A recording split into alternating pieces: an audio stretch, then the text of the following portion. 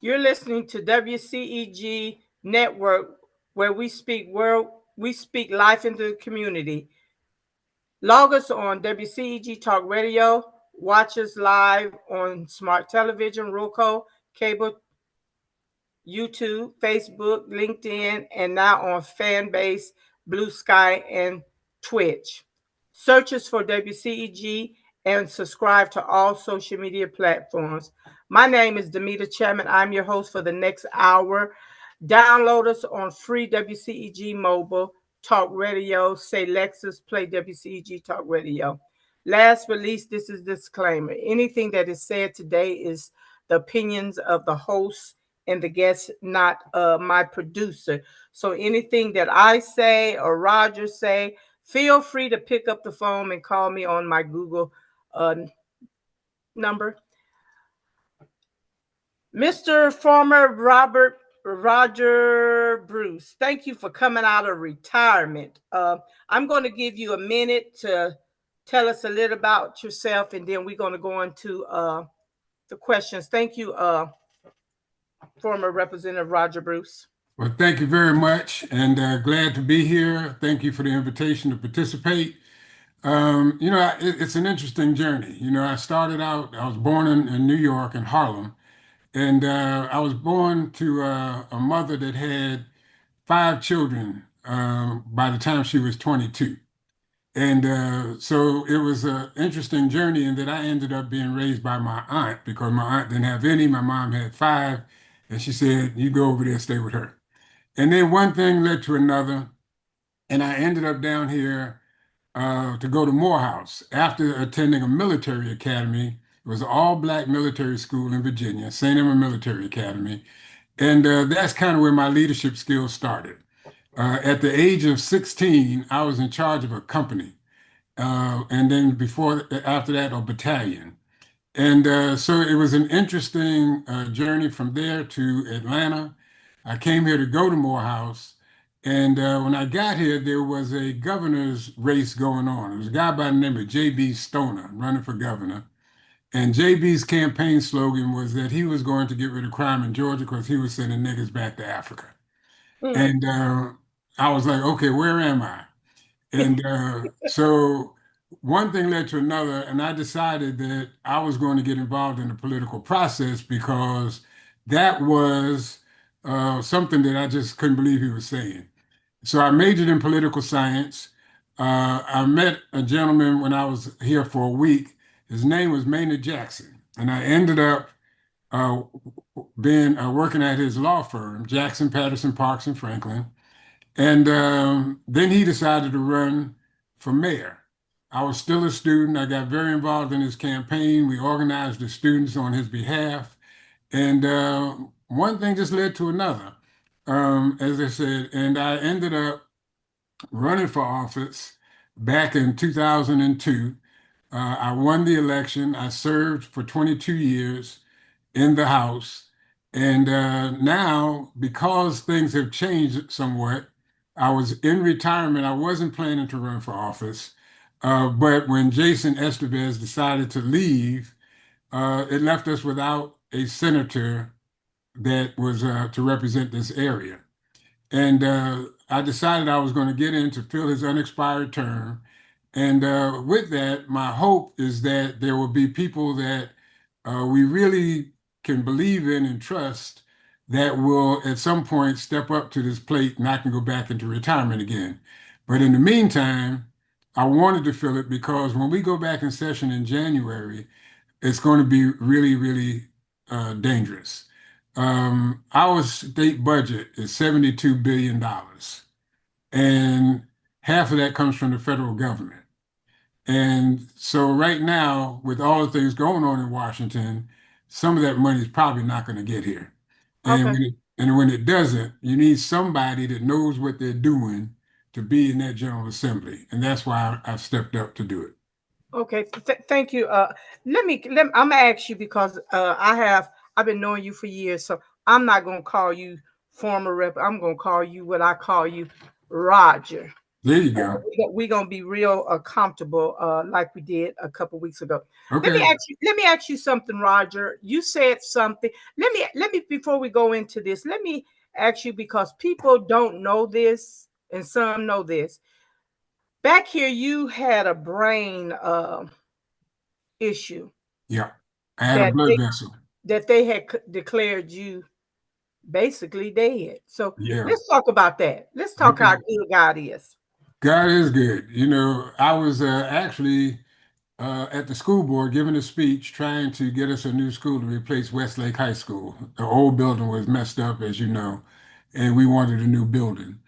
And in the middle of that speech, I felt something pop through my head. Didn't know what it was. I just knew something didn't feel right. Told my wife, take me to the hospital. Turns out I had something called an arterial vascular malformation, and it put me in a coma. I stayed in a coma for a good little while. And when I came out of the coma, I had difficulty. Well, I couldn't read. It was really weird. I knew what an A was, I knew what a B was, but I couldn't put the sounds together to create the words. And so I went through therapy. I went through over a year of trying to get it together, and I did. And they declared me permanently disabled. And I said to myself, I don't want to be disabled. I'm going to learn how to read again. I'm going to continue to serve in this office. I did that, and I did it for 22 years. I don't want to be disabled now. I just don't want that. I want to continue to contribute, and as long as I'm able to do it, I will. Okay. Well, Roger, I want to thank you for coming out of retirement because people don't understand how important this thing is running for this seat. So tell me, what experience do you bring to the table of running It's for this seat? As I said, 22 years, and a lot of people don't know what this job is. And as you decide who you want in this position, make sure that you and the people that are running know what the job is. Our primary responsibility is to set the state budget. And the committee that does that is the Appropriations Committee, which I served on. And that is a coveted position. Everybody don't get to serve on that position and on that committee. And but I did. And I helped set the state budget. This $72 billion budget, half of it comes from the federal government. With all the things going on in Washington right now, it is very unlikely that all of that money is going to get here to Georgia. So whatever doesn't get here is going to have to be made up by the state. And some of that's going to trickle down to the counties and the cities. And you want to make sure that whoever's in that session in January understands this budgeting process. That's the main reason why I decided to get back in it, to make sure that we didn't have a rookie down there. If you need surgery, you're not going to say, get me the youngest doctor, get me the doctor with the least experience. You're going to say, get me somebody who knows what they're doing. I see this as the same thing. You're Okay. going to need somebody that knows what they're doing. And that's me. I'm the only one that's in this race that has served in the General Assembly and understands how it works and has the connections to get things done. You got to be able to work across the aisle. There are people that are running that like to scream and yell and holler and all sort of stuff. And I keep telling people, you can't ask me to go and call the governor a butthole and then ask him to sign my bill into law. That ain't gonna happen. You got to know how Right. to you got to know how to be a diplomat, and you have to know how to get things done without giving up your conscience. And Let that's me what I ask you. do. So, how many? What is your areas that you'll be? If you get this, what areas will you be covering? You have a piece of Cobb County, piece of South Fulton, mostly District 1, part of District 2, and the city of South Fulton, and then a little piece of Atlanta. Okay. You said working across the aisle, so therefore you're saying that you do have a relationship with Governor Kemp. I do. I can pick up the phone right now. I can send him a text message. It may take him a couple of hours, but he'll respond to me. And the reality is, we have an agreement. We don't get along on a lot of the we don't agree on a lot of the things that he wants to do.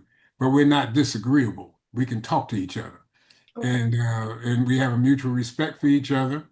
And we can, if there are things that he can do that's not going to hurt him and his party, he'll do it. And he assigned some of the things that I've dealt with into law, and we have a good relationship. Okay. Let me ask.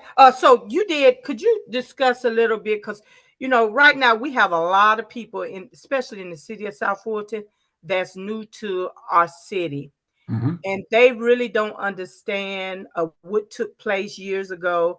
And you know how people come in on the last end of the train and they jump on the train, but really don't understand how we got there. Could you tell us? You were a part of creating the city of South Fulton. Could you tell us a little bit about that?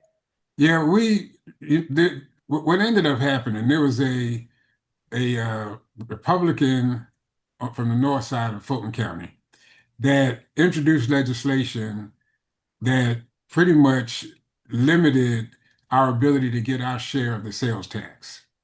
And they incorporated almost every part of the north side of the county.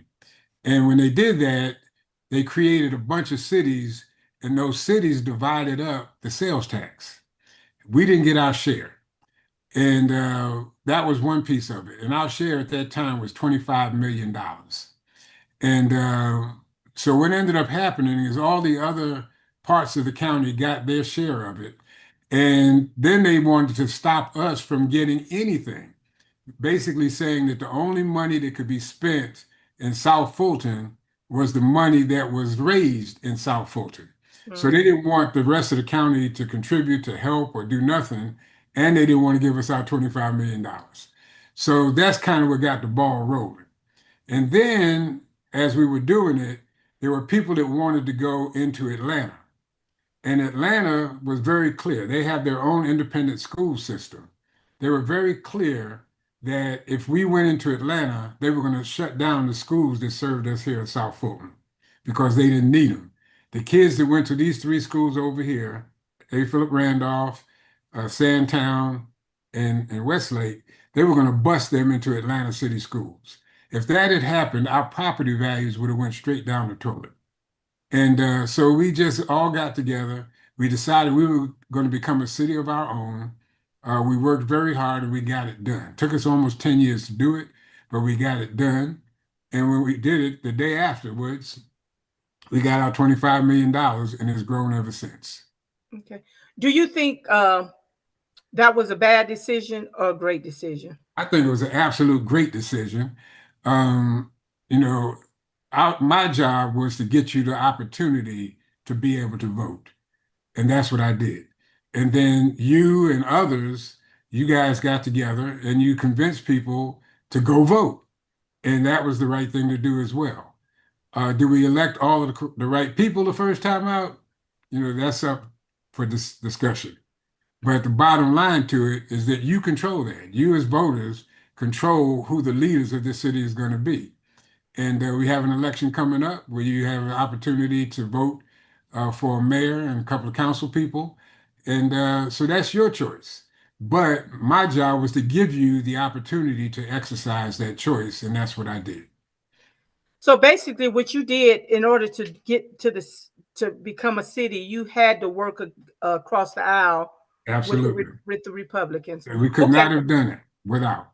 Okay. Let me ask you, would you repeat the state Senate seat and what districts again, please? The state Senate seat is District 35, And what areas? Cobb County, South Fulton, and Atlanta. Okay. Thank you. So by you running for this seat in Jason, he vacated to go run for governor. Correct. The question that the people want to know, if you win this seat, will you vacate when it's time to vacate, to let the person who's running for this seat? You don't have to say it. I'm going to say it. Uh, Former Representative Wim Bodie has already put his name in to run for this seat. Once that election come, you won't be trying to run against him, will you? No, my intention, the sole intention for me to do this was because we would not have a seasoned senator in January. If somebody other than me wins this special election, we will be unrepresented basically because the new person won't know the process. I was told that William Bodie has an interest in running next year, and I think he would make a good candidate for it. He has experience, he knows how the process works, so I don't have a problem with that. But my intent right now is just to make sure that we have somebody there in January that can help get our share of that $72 billion and put things in place to allow our district to be represented properly. I do not intend to run next year, but I wanted to make sure somebody was going to be there until you elect somebody that wants to stay for a long period of time. And I want to say I want to thank you for coming out of retirement, because right now, if you look at what's taking place across the country, we need somebody that's going to be seasoned and fight for us, because right now, uh, the Republicans is the majority under the Golden Dome. Is that correct? That's correct. Okay. So, in order for you to get anything passed down there, because since the Republicans they control the House and the Senate side, correct? And the governor's office. In the governor office. So, in order for you to get something done, you got to go down there basically with relationships, like you said. Is that correct? That's correct. And I have those relationships. And you're not going to get anything passed down there if you don't have them. Thank you, thank you. So let me ask you, because sometimes people get in these races, Roger, and what I've noticed, they get in these races, and uh, they, Before you do that, because I want to make sure people understand too, it's not only about getting bills passed, it's about stopping bad bills too. And I don't know if you remember, but on the last night of the session, the last session that I was in, there was a bill that came up where they were trying to take a piece of the city of South Fulton out of South Fulton and stick it in another city because there was one person who was a friend with the majority leader that Mhm. wanted his area to be taken out and put in another city. Do you remember that? I remember that well. And on the last night of the session, the last bill that came up was that bill. And they were about to vote that in to take away a piece of the city and give it somewhere else. And I got up and I spoke against it. And I spoke, in such a way that people understood what was really happening, and that if it happened to us, it could happen to them too. And I had just about every Republican, every Democrat voting with me against their majority leader because of that. That's the relationship you have. People listened to what I had to say. I said it in a way that they understood what I was saying and that it was going to hurt them, whether they were a Democrat or Republican, they were going to be hurt too. They voted it down.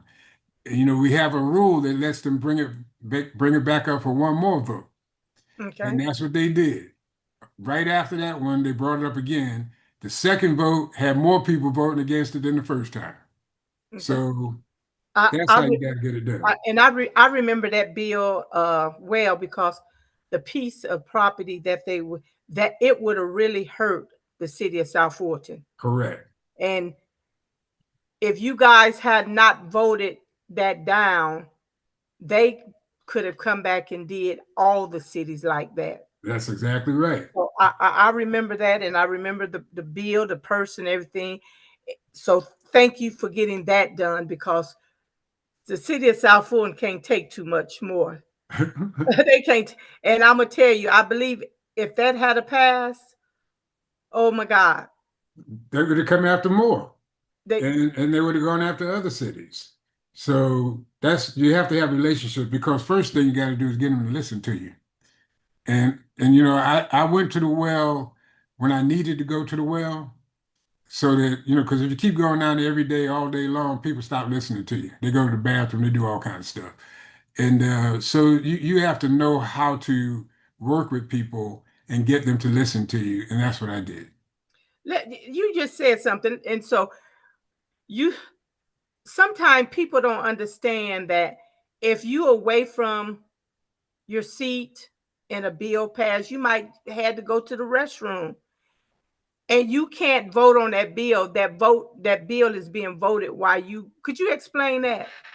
Yeah, it's they're not supposed to do it, but it happens. What happens, if you have to go to the bathroom or you might be out in the hallway talking to a constituent, could be anything. And because you don't know when the speaker is going to actually call for the vote. And if you're not in the room, nobody's supposed to touch your button, but sometimes people do. And so you got to go in and make sure that somebody didn't push your button the wrong way. And so we deal with that. But the essence of it is that you need to be on the floor as often as you can. You need to listen to what people are saying and then vote the way you're supposed to vote. What is the most controversial bill that you had to vote for? You really didn't want to vote for it, but you voted for it because it would help maybe us. What bill? Well, I've been blessed. I really haven't had any bills that I had to vote for that I didn't want to vote for. And because if I really didn't want to vote for, if I didn't believe it was the right thing to do, I would get on the phone, I would get on the internet, I would do whatever I needed to do to alert my constituents about that bill, whatever it was. You know, I served in the General Assembly, but I did not ever relinquish uh, my conscience. I never voted, to my knowledge, I never voted with the intent of ever hurting my area, or the state for that matter, or my people. I just didn't do it. And I can remember there was one incident where the majority leader, which wasn't us at the time, called me into his office. I had a bill that I wanted to get passed. He called me in his office and he had the bill in his hand. And he asked me, he said, "You want this bill to pass, don't you?" I said, "Absolutely." And he said, "Well, the speaker needs you." This was a Republican speaker. "The speaker needs you to vote." They couldn't get enough of their own folk to vote. They were trying to get us to do it. "And he needs you to vote for this bill. And if you vote for this bill, we're going to bring your bill up and it's going to pass." And I said, "I can't do it." It was something that was going to hurt students, education. I can't remember the detail of it, but it was something that I just said, "I can't do it. And I'm not going to do it. I'll just keep trying to get the bill passed, at another time." And he took the bill and he tore it up and threw it in the trash. Hmm. And I was like, okay, first of all, he wasn't even supposed to have the bill, but he did. A couple of years later, he became a lobbyist Mm. and he needed my vote for something for one of his clients. And when he came to my office, I had a copy of that bill in my hand. I said, "You really want this to pass, don't you?" He said, "Yeah, I do." And I said, "Well, I don't." And I tore it up and I threw it in the trash. And he said, "You remember that?" I said, "You're damn right I remembered it." And, that was not the way we're supposed to do things. And, but I had his respect from that point forward. Now you said something about lobbyists. Let's talk about lobbyists because see, some people don't understand. Some people haven't never even been down there. And I'm gonna talk about the city of South Fulton because that's where we live. And the city of South Fulton have a lobbyist. What do the lobbyists do for the Pri- city? Primarily, what the lobbyists do is to make sure that we are aware of the issues that the city has, to be aware of the concerns they may have about legislation that is being introduced, and that we have an understanding of how that legislation is going to impact the quality of life for people in the city that we represent. That's what they do. Okay.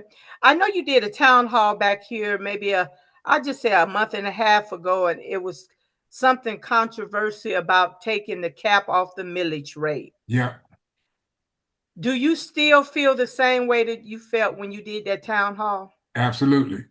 And I had a big hand in writing the charter of the city of South Fulton, as you know.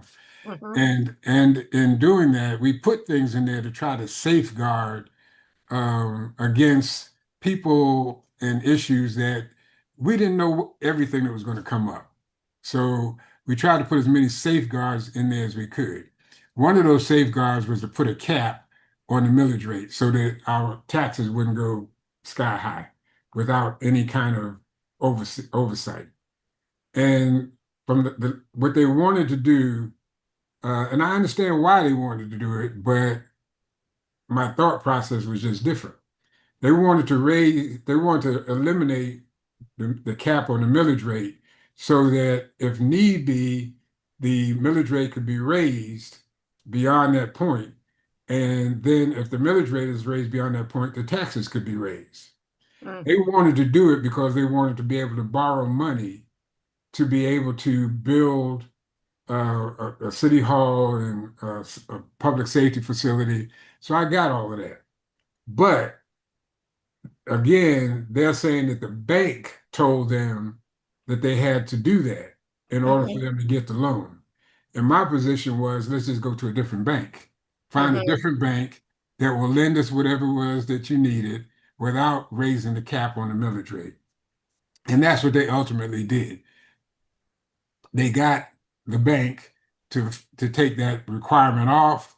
They were able to do whatever they needed to do to get the bond rating that they needed, and um, and the millage rate is still intact.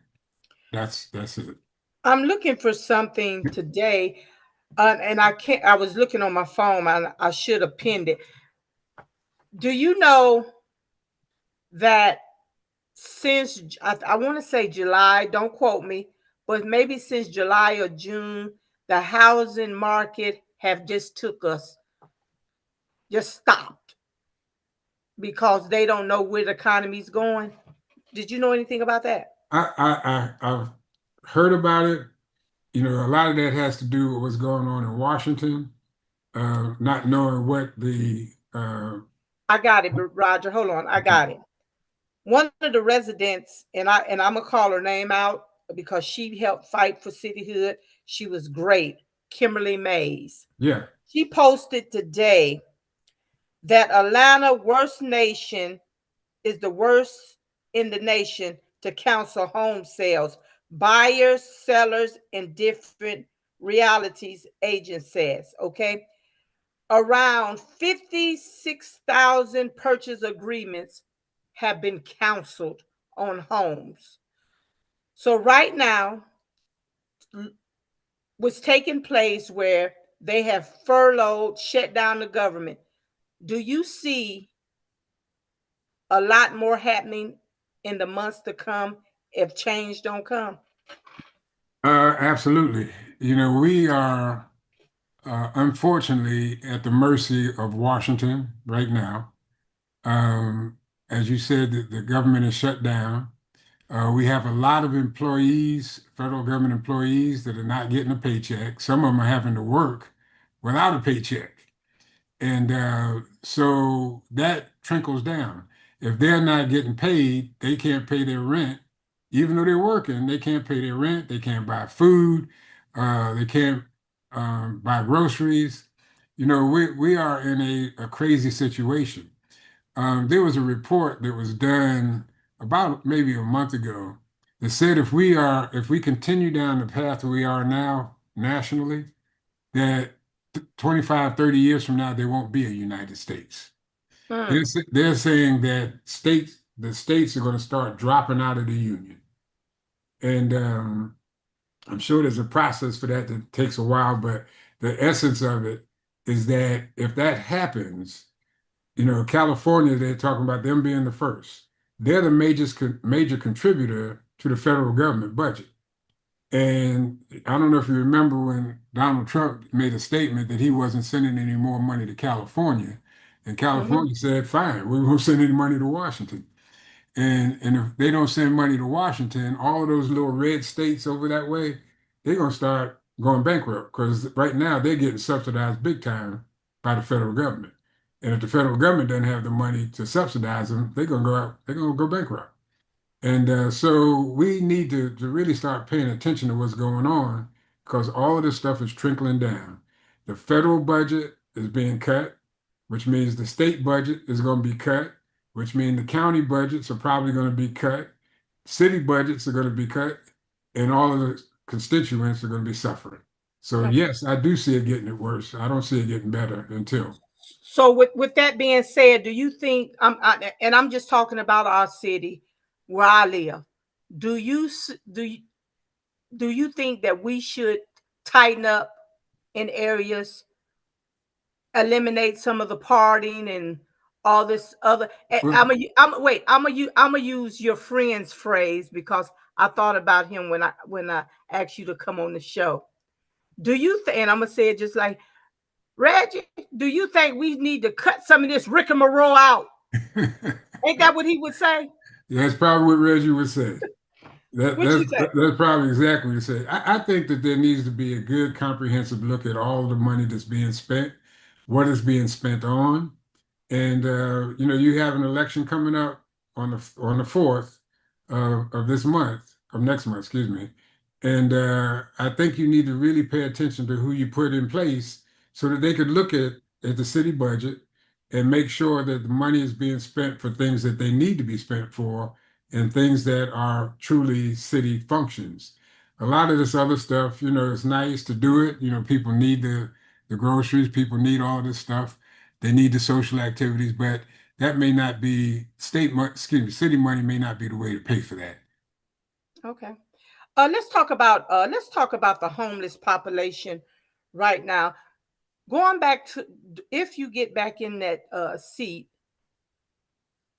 would you think about bringing some to the floor about addressing this homeless population, the folks sleeping under the bridges? Because every day they got to ride past that to go to the Gold Dome. Right, but again, when you come up with something that's wrong, you need to come up also with something that's right.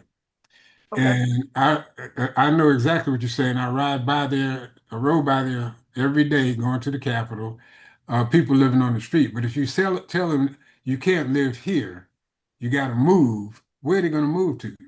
They're going to move to another place where somebody doesn't want them. So I did introduce legislation that said to look at all these buildings that we have around the city that are vacated and have been vacated for a long time, and see if there's a way for us to take possession of those buildings, especially if they're not being maintained, and redo them and make them a place where if we tell the homeless person they can't live here, but we say, but go over here and you can live in this building that we've renovated. And while they're in that building, we set up training. We make sure that if they are mentally handicapped or mentally disabled, that we can help them with whatever their issue is. The whole point is put them someplace where we can help them so that, and if we can, so that when they do go back out of there, that they go back in a way that they can be useful to society. To just say, you got to move from here, I just don't think that's enough. You got to have somewhere for them to go where they can get help. So how did that bill? How did the both It, the it, House? it, it's, it was in committee. It did not, they didn't give it a hearing. It was at the end of the session. And so we're going to introduce it again. And but it'll be introduced at the beginning of the session so we have time to work with it. I appreciate that. Now let's go to another hot topic that are people talking about getting a hospital. And I understand that Union City is finna open something on 92 in South Fulton. Have you guys thought about getting a hospital I would down? love I would love to see a hospital, but it's not that easy. And again, people will tell you, yeah, I'm gonna get you a hospital, but that's not necessarily so. Hospitals are almost every hospital in this state is privately owned. including Grady. People don't realize that Grady is not a government-owned hospital. Grady is privately owned and has a contract with Fulton and DeKalb County to provide services to indigent people or people with low income. And so there's a contractual arrangement. And you have to have what they call a certificate of need, which means that there's a study that's done that says that an area that wants a hospital has to prove the need, for one thing, because they don't want hospitals, competing with each other, so to speak, and shutting down. If Grady did not have the government subsidy that it gets with that contract, Grady would be in trouble too. And so to get a hospital in the city of South Fulton, first we have to prove the certificate of need, go through the certificate of need. And then secondly, you got to find independent investors that are willing to invest their money in the hospital. And most investors want to get a return on their investment. So in order to get that return, whatever we put in down here, we have to have, like I said, somebody first to say, yeah, we'll invest our money. But then if it doesn't make enough money uh, in the private sector, we got to have a government that's willing to say that they would subsidize it. So it goes both ways. And that's the process. That's what we got to do. People that will tell you, I'm gonna build your hospital, they're not telling you the truth. They cannot do it unless they have what I just described to you. But Roger. we can get hospital services. And what's happening is that the hospitals that are in the area, they're opening up first care facilities throughout. And we have two of them, I believe, in the city of South Fulton now. And so you can go there for your primary care. And but the emergency care that you would need a hospital for, that's what we want to. Okay, you saying we have two? I know we have one on Camp Creek. That's in East Point. Yeah, I mean, but It's close. yeah, it's close, It's and close. it's one that they're getting ready to open if they haven't already somewhere along Campbellton Road going towards Douglas County. Okay, and do you know if District 1 is finna open one? You probably need to check with Catherine. Okay, Catherine. Let me ask you this because what do you think about? I remember when I first come here, I had to go to Grady because I had got sick and didn't know where to go, so they took me to Grady. I was a little nervous when I went to Grady, and when I went down there, I remember a lady. She told me, she said, "Baby, don't worry. This is the best hospital in Georgia. They're gonna take care of you." I also went to one off of Cleveland. I think it was South Fulton. Right, it was. That closed down. And I'm finna go back to my friend Reggie. And when he was we talked about these hospitals, he always made this statement. Damita, when they go to the hospital on the north side, they say the Lord and took them home. He said when they go over there on Cleveland, they say the folks and killed them. He used to always say that. Why do you think, and I've heard a lot of our people, and I'm going to say our people, talk so negative about our hospitals in our area? South, the one on Cleveland, the one over in Riverdale. But when it come down to the hospitals that they closed downtown, they were the best. Why do you think we talk so bad about the hospitals and don't want to support the hospitals in our area? Yeah, I really have no way of knowing what makes people think that way, but the reality is that a good marketing plan can do all kinds of things. And I think Grady gets a bad reputation because it hasn't developed a good marketing program to show how many lives they actually do save. Mhm. If you have a really bad heart condition, They say the great is the best place to go, That's but what they told me. That's but why I but was there. but they're not advertising it the way they should. And unfortunately, the media, advertising, all of these things influences how people think. And from your own experiences, I'm sure even with your program, somebody's going to have something to say about this program. And Absolutely.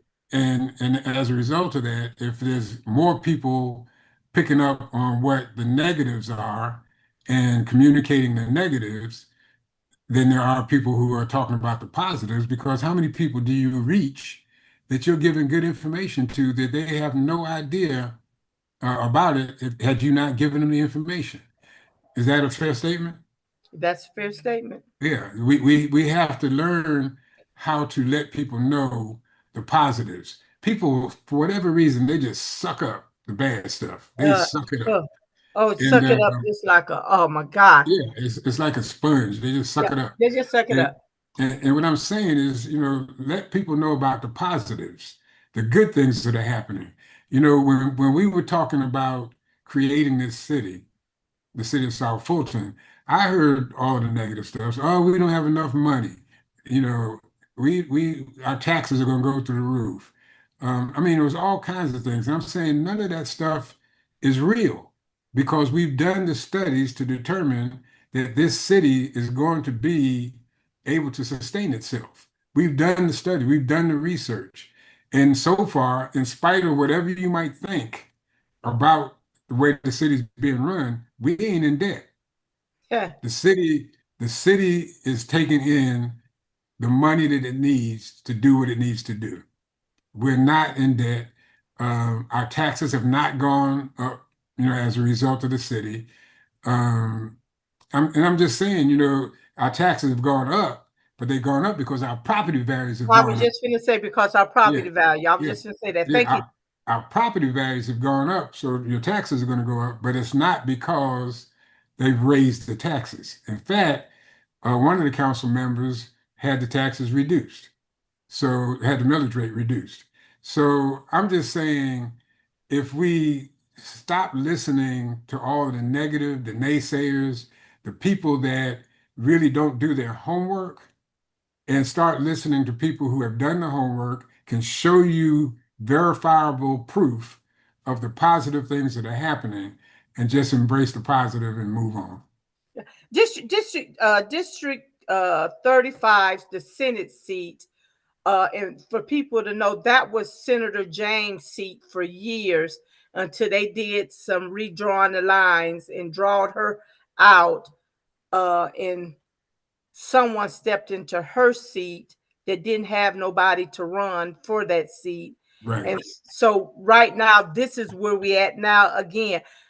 Tell me some of the things that you can do or some of the things that have been done in this Senate seat, District 35. Okay. Well, let's speak to what my intent is when I get down there. Okay. The one of the biggest issues that we're going to have is voting. This president in Washington has basically said if you vote for him, you will never have to vote again. What the heck did that mean? And then, if you remember, he made a statement that if that he would not have won that election had it not been for Musk being his knowledge of the voting machines, and how to basically how to rig the election. And you don't hear his name no more. But he said it. Do you remember that speech? Yep. He Yes, was he up did. in Pennsylvania when he gave that speech. So if they were able, and then you remember he called down to our Secretary of State and asked the Secretary of State to find him what 1,300 votes or 14 whatever. some, but it was a high number of votes. Yeah, whatever it was. He asked him to find him and give him to him. Now, what does that mean? Find him and give him to him. And so one of my issues is to make sure that our voting process is secure. And I'm going to work on that day one when I get over there, to try to make sure that our elections are not rigged. Because if they rigged that last one, what's to stop them from rigging this one? And so that's where we're going. Let me ask you, and I know anybody and everybody can run, but do you think that we at a crucial time right now that the Democrats, I'm talking about the Democrats now, do you think they need to get in a room like back in the day and pick a candidate and get behind that candidate? Because with 12 or 15 Democrats, they're splitting the votes. We're not going nowhere. Well, yeah, but part of the problem is people don't understand the concept of staying in your lane. Hmm. Okay, visualize a baseball team. I think you've heard me say this before. Visualize a baseball team. You got 9 members on the team, right? Mm-hmm. And if I'm the first baseman and the ball gets hit to third base and I run to third base to catch it, I'm in the third baseman's way and my base ain't covered. Hmm. Is that right? Yep. So what I'm saying, if you want to be the person that's yelling and screaming and a hell raiser and pumping people up and all that stuff, agitating, Agitator. yeah, that's okay. There's a role for that. But that is not the diplomatic role. You can't do all of that and be in the General Assembly and get bills passed and get bills defeated if that's what you're doing, because you're not going to get other people to work with you in that regard. And you're not going to get the governor to sign any legislation that you get through both bodies. So pick a base, decide what base you want to play, and then play it. If you go back to the old days, Martin Luther King had people all around him that played different bases. And if you remember, he had one person whose role it was to go out there and get people all stirred up, get them pissed off. Jose Williams, remember Jose? Uh-huh. Get everybody all mad and screaming and yelling. That was Jose's job, and he was really good at it. He was very good at it. And then Dr. King would come in, and he was the diplomat, and he'd get everybody calmed down and folks listening to what was going on. And then you had Andy Young and other people. Everybody had a role to play, and they played their role. And that's all I'm saying. You can't take the Democratic Party and try to make the whole party just your lane. There's other players in there. You work together for the good of the whole. Okay. Am I making sense? Yep. Yep. You said something about and you brought his name up, so I'm going to ask you this. You said something about Maynard Jackson. I didn't live down here, don't know nothing about him. I read a lot about him, but what I've heard about him, he was a great person. He put a vision. He worked together for Atlanta, and this is what he did.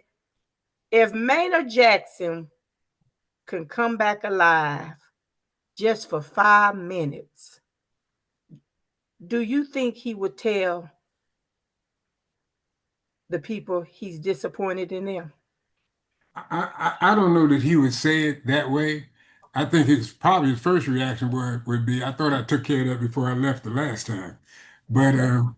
I think he would try to understand, what's going on, why it's going on, and try to come up with ways to fix it. And give you an example, when he was trying to when he first became mayor, he wanted to get some black people on the boards of these banks that we have in Atlanta. There were no black people on any board in Atlanta at that time, and he had the bank presidents in his office, and he was having a very good conversation with them about the need for them to have some black people on the board so that they would understand the needs of the black community and be able to do better banking. One of the bank presidents, made some crazy comment, Mr. Mayor, you're not going to tell me who's going to be on the board of my bank. The man was very calm. He said, okay. And he called staff person in and he told them, Monday morning, you take all the money out of that bank that belongs to the city and let's put it in another bank where they have some black people on the board. And guess what happened Monday morning? There were some black people on that guy's board.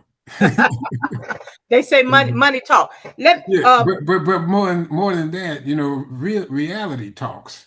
And the reality was Black people were putting money in his bank through the city. And if you didn't want to do business with him, then don't do business with him. And we're not going to do business with you. Okay. Uh, Give us a special election date The for special this. election is going to be on the 18th of uh, of November, and we're hoping that people will come out. You know, it's one of these crazy dates for an election because we have the general election on the 4th, and then you have the special election, and then if there's a runoff from the general election, that would be following that, and then if there's a runoff from the special election, it'll be after that. So between now and the end of the year, we could potentially have 4 elections. Oh wow. Um, give me I hope we don't, but we could. okay, and I agree. Why is the Voter Rights Act still not a permanent fixture in our country? You know, that's a question better asked of our federal people. But the reality is when they passed that bill, they put some renewal process in it and they've never removed it. So that's why it has to come up for renewal each time. I'm hoping that whoever is part of our federal delegation will look at that and try to get some federal legislation passed that would make it permanent. But that's a question better asked of our federal people. Uh, Explain a little bit about delegation. If you get back on this team, you will be part of the South Fulton delegation. Is that correct? I'd be part of the South Fulton delegation, part of the Atlanta delegation, and part of the Cobb delegation. And you got to have You relationships. got to have relationships. You know, the South Fulton delegation would be all of the people that represent South Fulton. The Atlanta delegation, even though I don't have all of Atlanta, it would be you're part of the delegation that represents all of Atlanta. And same thing with Cobb County. Okay, great. Tell me, how do you feel about Medicaid expansion? Do you think what do you think they need to do with that? And you know, I think everybody has a right by birth to have adequate access to health care. None of us, you know, called somebody and said, I want to be born. You know, you were born at somebody else's uh, actions. So when you get here, um, we have a right. You know, the country has the ability. Sometimes I wonder if, you know, if you look at the money, there's more money in the pursuit of cures than it is in the cure. Okay. And I think sometimes that might have something to do with it. There's sometimes more money in the medicine than in the cure. And I just think that we need to find ways to make sure that every citizen has access to health care, Okay. Let's period. talk. Thank you. Let's talk because we're gonna be wrapping up. We got about 6 minutes. Let's talk about. Give us 5 minutes. Let's talk about your upcoming fundraiser details. Yeah, Your social media yeah, website. there's a group of people that are working with me, and I'm really honored to have so many people that have signed on to support what I'm doing. And they're going to hold a fundraiser on Wednesday at Enon Ranch. And unfortunately, you know, we still have to raise money in order to be able to get the message out. And so that's what they're doing. If you go to my website, rogerbruce.net, the details will be there where you can find out exactly where it is, get directions to it. Come on out. I'd love to see those that I already know and those of you that I don't know. I'd love to meet you. And Damita, you've been around me a long time. Even if we've disagreed, I've never been disagreeable to you, No, you haven't. you know, and I've never disrespected you. No, you haven't. And that's the way I function. If you have something that you'd like to um, say to me, whether you agree with me or not, I still welcome you to talk because maybe you know something I don't know. And Roger, you just bought something. I had thought I forgot about it, but you remember when I first built my home down here, and I was for the principal at Westlake, and it was a group of folks out of Sandtown fighting against a group of folks, and they wanted the principal gone. We didn't want the principal gone. You remember I called you, I think maybe about 11:30 that night, and I was going off. You remember that? faintly, I don't remember all of it, but But faintly. yeah, okay. And we disagreed, but we respected each other. You gave me some points to think about. You said, well, let's think about this, Damita. You didn't Mhm. even call me Damita then, you called me Miss Chatman. And I said, okay. And we've been working together ever since. Yep. And we went together on that issue. But But, we weren't disagreeable. but And like I said, there's going to be times when people disagree, but there's going to be times when we need to agree. And if you hold stuff back or hold stuff in, you'll never be open to working together. And that's just not the way we should do it. And you got a spouse. You probably don't agree on everything, but you ain't going nowhere. sure ain't. I Yeah, sure ain't. so it's the same thing. We have to understand that, you have no permanent enemies. You just don't. You just gotta work out something that you agree on and work together and make it happen. Yeah, give me a 1 minute closing, a 1.5 minute closing remark. We see we've been having fun, but we're gonna do something else. Give me a 1 minute and a Yeah. half closing. Again, thank you for whoever's watching. I didn't know if you were gonna have people call in or not, but They've the been sending their questions in. oh, okay. And but I want to thank everybody that took the time to sit and listen to us talk today, because that's important. I also want you to take down my phone number, and I'm gonna give it to you. And people always think that you don't give out your real number, but this is my real number. I only got one phone number: 678-428-8067. 678-428-8067. And if you have a question about anything that I've talked about or something that I didn't talk about, call me because we may agree. All I can say to you is that the people that I really don't know any of the people that are running in the seat alongside me. I don't know them. And what I do know is that none of them have held a state public office before. And in January, when we go back down there, this $72 billion budget that we have to put together is going to be up for grabs. Not all of it is going to come down. You need somebody that's going to be in that General Assembly that knows this process. This is not a time for a newbie, a rookie. It's just not time for that. Everybody's got to have a start. I get that. I understand it. But you start by going and working with somebody and learning how it's done. And then you seek the spot. This thing of trying to just go in cold, you're going to spend years trying to figure out how to do this. This ain't Yeah. time for on-job training. Ain't not time for on-the-job training. And if you own a business, I think you said you owned one. If you need somebody to come into your business and you need them to be a sales rep, and they come in and say, I've never sold anything in my life, but I want to be your sales rep, are you going to hire them? Nope, You're not going to hire them. nope. And this should be treated the same way. We can't vote for people because they live next door to my cousin. You can't vote for people because, they went to school with my uncle. Are You they got part of your are a organization? part of your organization.